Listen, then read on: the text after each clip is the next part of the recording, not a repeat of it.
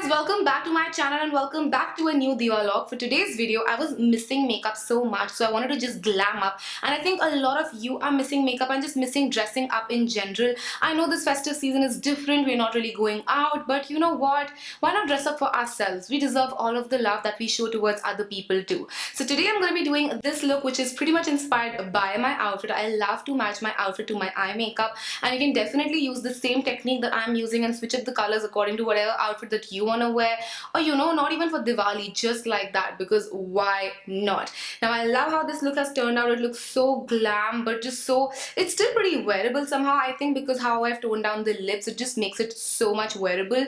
And I love the overall colors and the impact that this makeup has.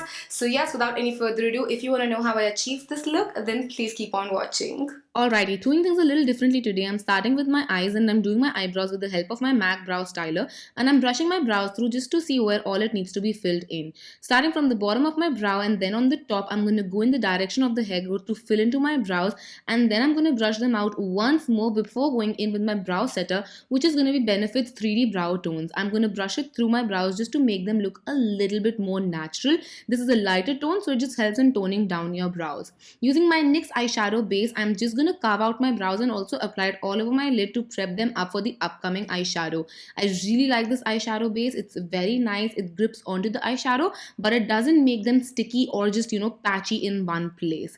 The eyeshadow palette of choice for today is going to be Mercury Retrograde by Huda Beauty. It's a beautiful eyeshadow palette and a perfect one for this look. Starting with the pink eyeshadow, I'm going to put it in my crease as a nice wash of color. This would be my transitional shade, so I'm making sure it's nicely blended out in my crease.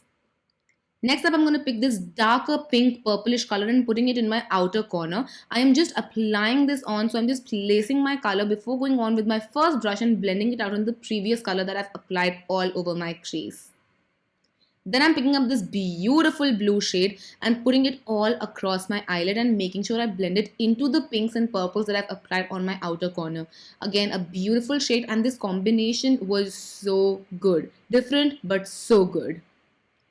Using Wet n Wild's Color Icon Kajal, I'm just going to be applying a little bit on the outer corner of my eye. So I'm just applying it right there and blending it with a flat shader brush. I just want a little bit of definition there, nothing more. I'm moving on to my base now, so I'm using my Smashbox Radiance primer and I'm just applying it all over my face. This is one of my favorite primers. I love it so much. Maybelline Fit Me will be going on my face, so I'm just using my beautiful NYX brush and blending it out all over my skin. I'm not using a lot of it because this is a very lightweight foundation. I want to keep it that way. So applying it all over, and then moving into my concealer. Today I'm going to use Loreal True Match and I'm going to apply it on my under eye area. I'm applying a little bit and then going on the outer corner just to lift it up a little. Doing the same on the other eye because you want to balance it out. On the center of my forehead, down the bridge of my nose, my cupid's bow, chin, and also under where I would be placing my contour just to get a little bit more chiselness going on there.